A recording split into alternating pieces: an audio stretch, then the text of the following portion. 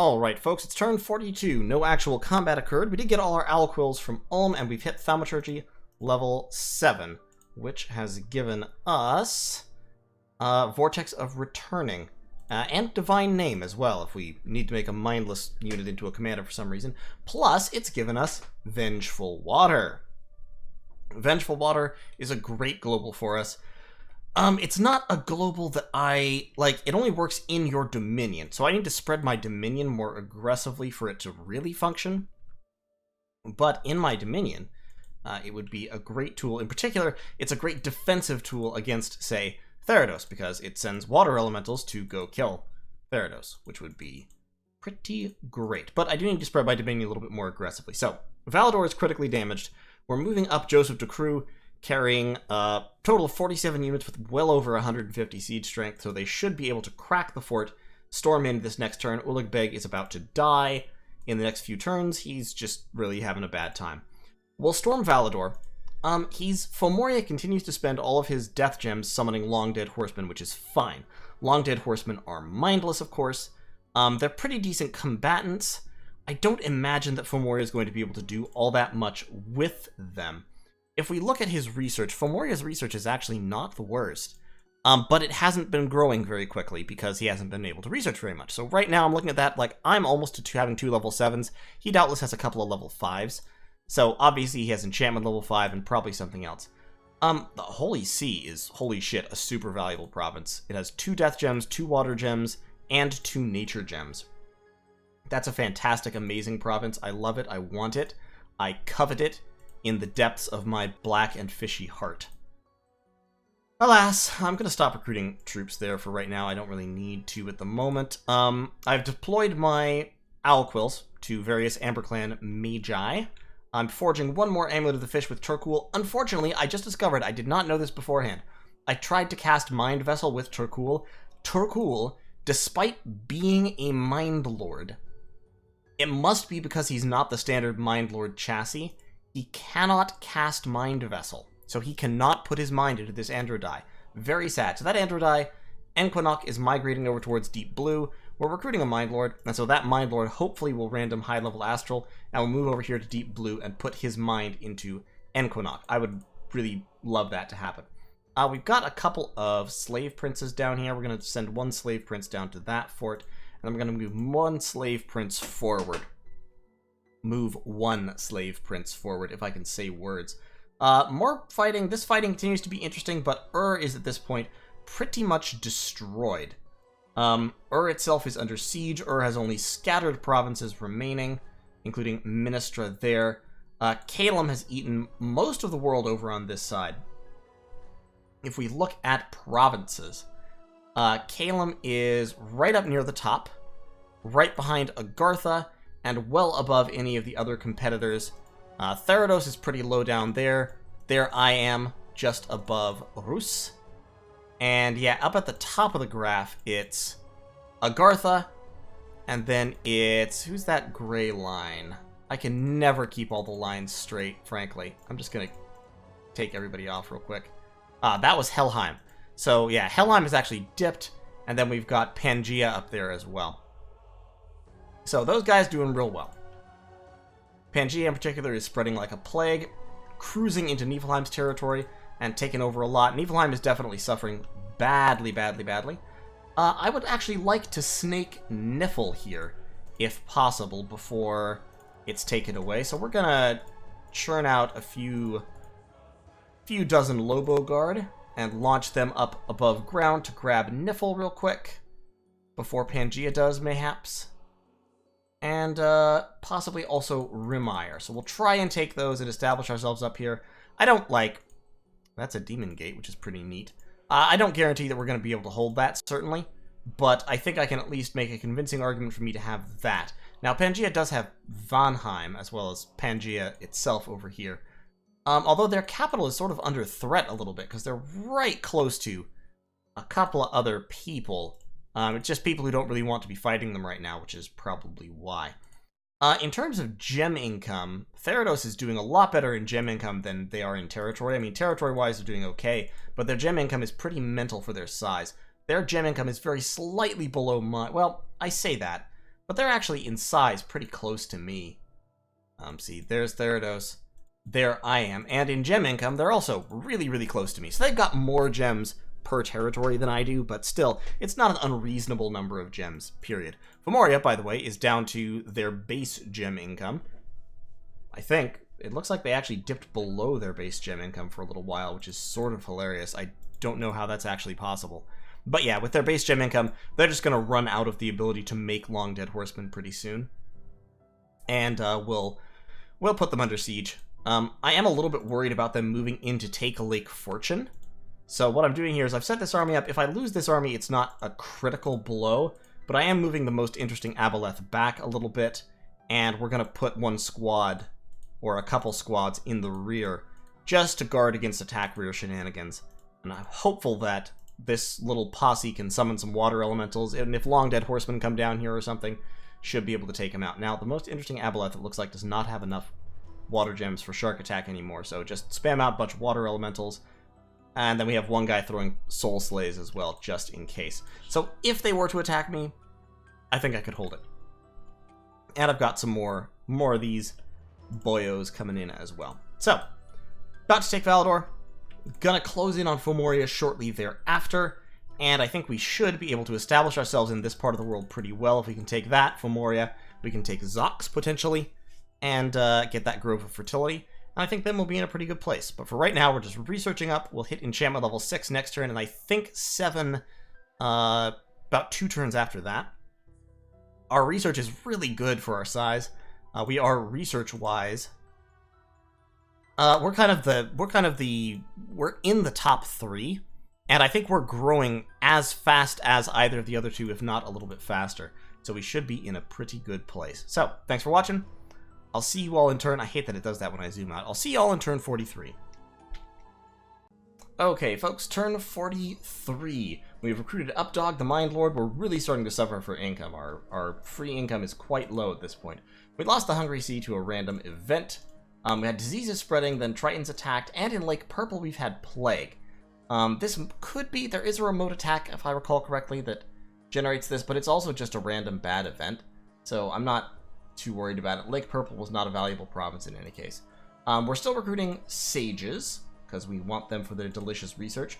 We're storming the fort at Valador, and we got hit by a Seeking Arrow here in Lake Fortune, which makes me think that he's prepping to attack this army. He could be, or he could just be spitballing, just throwing shit at them to see if something works. We've got the most interesting Aboleth over here, who's got some water gems, then a variety of other gems. To be honest, the other gems aren't super important. He's got these Long Dead Horsemen, he's got his Fomorian Kings, he's been summoning Barghests now, actually, as well. And some of the Long Dead Horsemen have been deployed. So we deployed some Long Dead Horsemen here to Troll Peaks to retake that province. So he's retaken both of these provinces. Got a little bit more Death Gem income, but I'm going to take Valador and then just move this army down to Troll Peaks and prepare to assault Fomoria, or at least prepare to place Fomoria under siege. Finally, I think I've said this before, but hopefully, let's say, we should be able to take Fomoria fairly soon. We will be hitting enchantment level 7 here, and enchantment level 7 will cast Stellar Focus immediately. That should be in 2 turns. So yeah, we will have the Astral Pearls to put up Stellar Focus. That will increase our Astral Pearl income by 50%, and that will be a definitely good setup for the Arcane Nexus later in the game, which we should aim to be throwing down sometime in the 60s. And I think we'll be just fine getting there. In terms of research, we're still number 3. In terms of territory, we're still lagging a little bit behind. I really kind of want to finish off Fomoria before I turn to anything else. So that's what I'm planning to do. I'm also launching a fairly low investment. They're taking some water gems with them. In fact, you don't need 6. You can just have 4. That's fine. And then you can have 4. So we're taking 12 water gems and a Passel of Lobo Guard. And we're going up to take this province because it has good income. And we just want to snatch it before Pangaea does. I let Niefelheim know. Niefelheim and I never technically had a non-aggression pact. And I'm just kind of telling him, like, hey, by the way, you're getting rolled on all sides. And so, yeah, we're just going to come take some of your shit because there's no reason for us not to have it, to let other people have it instead, That's just the way the cookie crumbles sometimes. So we're going to grab that. We'll be friends with Pangaea. I may also try to snatch Rimire if I can. And yeah, making some kind of agreement with Pangaea would be paramount there, because I don't want Pangaea to just come and casually kick me back off the land. Although if he does, I'll just be like, hey, look, this is in my cap circle. I'm going to keep coming back and retaking it. Like, do you really want to get into a pissing contest over this? Why don't just let me have the damn province? Which could work. Ulm is still sitting on an enormous pile of troops in Ulm. Just a huge, just fat, full chub, a pile of soldiers. Over 500 units. I don't know what they're doing. I think what they're actually doing is getting beaten up by Helheim, to be honest. Yeah, that's what they're doing. They're getting beaten up by Helheim, who is just elf raiding the hell out of them. Yep, that's the classic Raiden Van Jarl. He's got armor, he's got a Frostbrand, he's got Mistform and Blessing, and yeah, he just goes in and does his thing. What up, I got a great sword, just retreated with all of his blood slaves there. Looks like he's been blood hunting in this province. And the Van Jarl, oh, no, well, okay, all the blood slaves just charged into attack. That's unfortunate. Yeah, I guess once he retreated, all the blood slaves came in to fight. Boy, what a shame. What a shame. And of course, blood slaves are mindless, so like the undead, they disintegrate when the battle is lost instead of running away, which is sort of hilarious. But yeah, so, what up, I got a great sword has been driven away. We've got a Rusian fort right there, a Rusian palisade, or fortified village, rather. They also have a stone circle. I would like to take this. I would also like to take this, but we'll just leave it live for right now. I'm curious to know what Ulm is going to try and do about Helheim, because Helheim is wrecking shop. Helheim is doing a very good job, although their gem income has actually gone down, I think because they've gotten into this war with Caelum.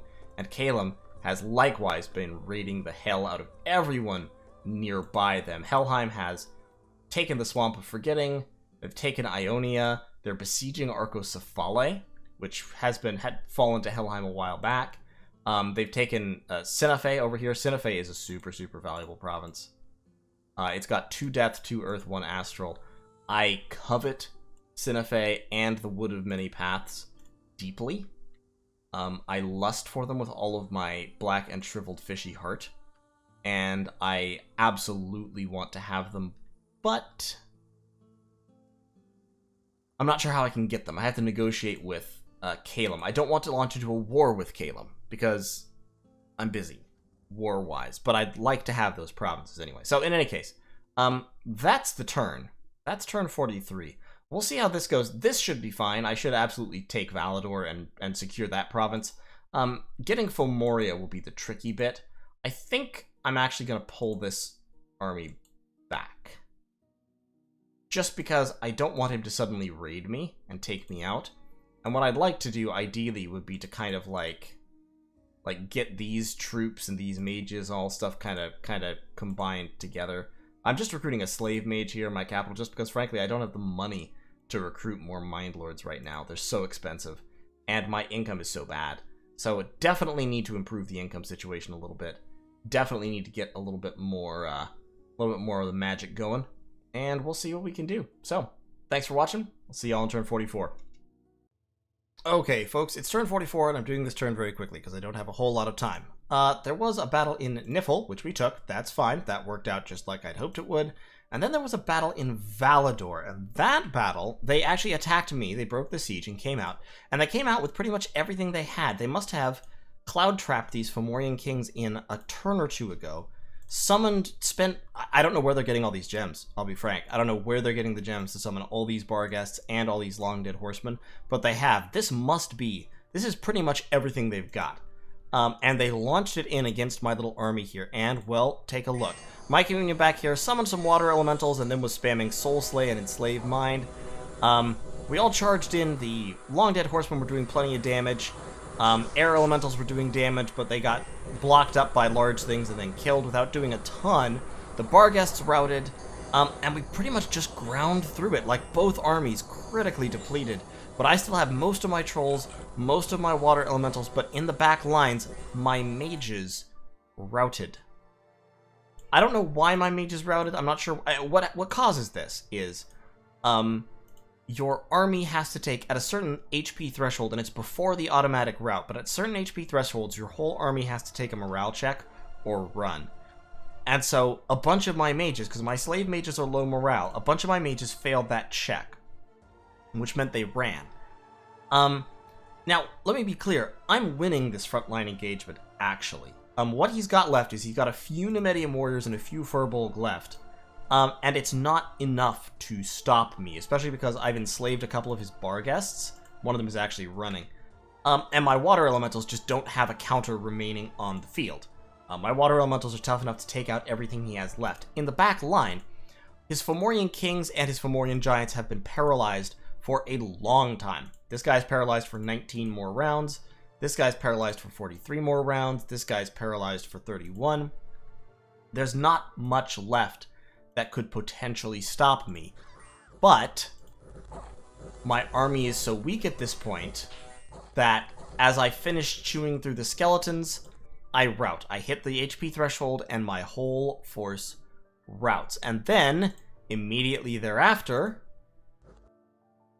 every surviving mobile unit of Fomoria routes. But because they have so many paralyzed high HP units back here, all these Fomorian giants, and Knoker, and Cumin the Fomorian King, sorry, they don't HP route, because they have enough HP to not run. So, they win. Technically. This would honestly be okay. Like, yeah, I lost a Mind Lord, that's a huge bummer. I lost a couple of Slave Mages. The problem is, on the retreat, Slave Mages retreat successfully, Mind Lord killed. Slave Mage retreat, Mind Lord killed. Retreat, Slave Mage killed. I lost a couple of Slave Mages that I don't care about, and then fully half of my killed mages when retreating were fucking Mind Lords. So, that sucks. That bites the big one. That blows all the chunks. It's a problem. I'm sitting back here, I'm enslaving some more trolls. I need more chaff, but I don't have money for more chaff, so we're just kind of... it's sort of a bummer. I could summon fucking sea dogs or algae men or something, but... Ugh. I'm just depressed. That could easily have swung my way. And it's, rather annoying that it didn't. You can just preach for a minute here. What I need to do with you is I need to start casting death summons. The problem being, of course, that I cannot, with Chunud the Abodai, I cannot hold a Skull Staff. So I can't actually cast any of the Death 3 summons. I could get a Revenant. I have to go up above water, but then the Revenant is only Death 1, so the Revenant can only get up to Death 2. Which means I can never cast... It's going to be super, super hard to cast Pale Riders. In fact, it would actually be worth empowering somebody, potentially, to cast Pale Riders. The way to do that would be to get above water, summon a Revenant, empower the Revenant, give it a Skull Staff. I can, however, revive Whites. And Whites are pretty badass, so I may do that. It's expensive, but I have the death income to do it a couple of times at least, and then I can send them up here to join in this whole rigmarole. We can see he's only got a few more units here. He's got Goals, the Demi-Lich guarding that, but I need to get my sea bros back. I need to get a little bit more research done. I'm very frustrated with this whole situation overall. I'm moving these troops back in to threaten and posture. He can't guard both places at the same time, and he no longer has the force to come underwater now that I've destroyed most of his units and summons. So, if he pops these guys back to try and defend Fomoria, then these guys will move back in and besiege his fort again, and I think we'll be able to keep him locked down. It's just going to be annoying. Updog was going to Mind Vessel Enquinoc, but instead Updog needs to teleport over here to join the festivities. Actually, no, he's teleporting down here to join the festivities, so that the most interesting Aboleth can also go on land. And, yeah, that's where we are. That's our position at the moment. We've got Igiad, who has Death 2. Is there any place that could still use... This could still use a Dark Knowledge. Don't really want to spend the gems on it, though, right now. So, yeah, that's the turn. This is kind of a quick turn summary, but that's because I'm being fast, because I have to head out. So, thanks for watching. I'll see y'all in turn 45, which hopefully will go better for me. Also, in other news... Helheim went AI, apparently. Yeah, Ur's AI, Helheim just went AI. For no real apparent reason, since they were doing okay. They were getting attacked by Caelum, obviously, so Caelum is now just swallowing up the territory of everyone around them.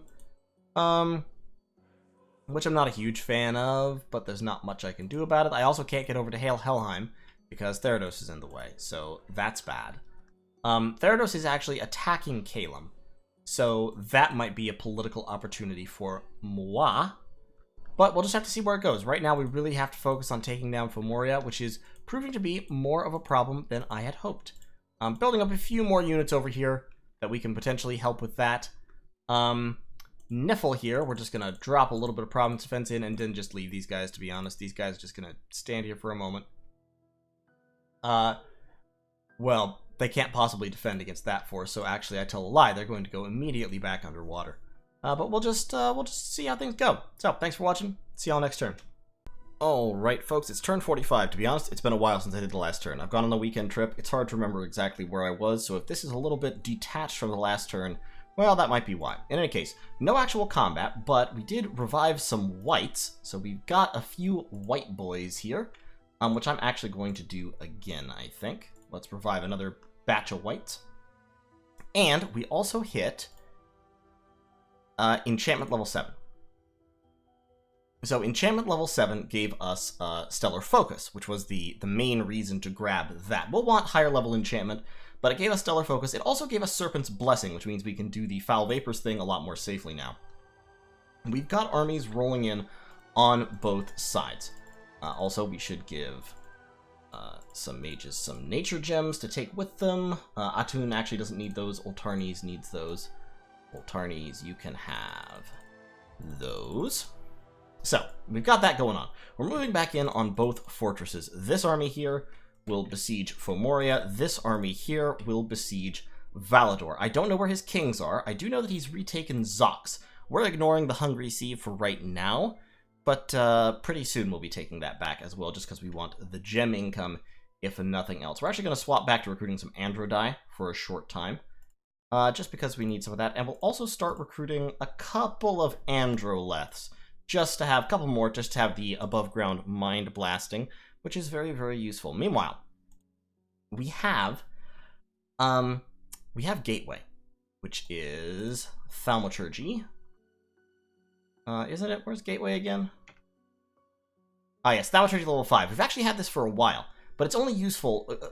Gateway lets you move a whole army, but you can only move it between labs that you own. I've talked about that before and how it's strategically useful for Relay. What we're going to do with it is we are going to use it to move huge, huge masses of Lobo Guard from Relay to Antediluvian and flood up onto Valador too quickly for Fomoria to stop me. So this army is going to besiege Fomoria. It's then going to move off of Fomoria, actually. It's going to move to Troll Peaks, potentially concentrate with these forces in Troll Peaks, while I also bring huge quantities of Lobo Guards, like a couple hundred at least at a time, up to Antediluvian and then over to Valador. Meanwhile, we are researching down towards Thaumaturgy level 9. Now, I can only cast Stellar Focus above ground, so Torkoal is forging an Amulet of the Fish, which we are going to give to Badger, Badger, Badger, Badger, and Badger will then, or Badger times 4, as his friends call him, will then teleport to Sinextro and cast Stellar Focus. After which he will teleport immediately back underwater so that no one tries to kill him, which otherwise they might do. Fortunately, he's very resistant to most methods of being killed, but it's possible. He only has 2 prot, is the main weakness, and he doesn't have any way to regenerate. So, you know, we're just gonna kind of try to avoid him being killed. But I'll tell you what, while he's here, he might as well also forge us an Amulet of the Fish, because he can do that. So that's basically the turn. That's most of what I'm doing. I have a ton of gold because I had a couple of really, really good random events. I got a Staff of Corrosion, which is pretty unimportant, but 2,000 gold there and 147 gold there. So I am recruiting another Mind Lord plus this huge, huge whopping amount of Lobo Guard. And I think I'm also going to recruit a huge whopping amount of Lobo Guard here. Well, all that I can anyway. My recruitment points here are pretty bad. But Torkoal can take those guys and gateway them up to the same place. That's barely worth it, to be honest. Nah. Okay, let me think this through then. I can get I can get... Here I have 180 recruitment points. Yeah, that's more like it. Okay, so I can get all those guys. And if Turkul's not forging an amulet, which he doesn't need to, then he can move right up there, take them, and gateway them to Antediluvium. Chanud is reviving whites, so he can also... He can't gateway because he's not... Yeah, I guess actually I need the whites more. Having the elite undead whites will be more valuable than having another huge pile of Lobos. But I'll recruit another huge pile of Lobos, just because having huge piles of Lobos is never really a bad thing. So, that's the turn. That's turn 45. I will see you all in turn 46.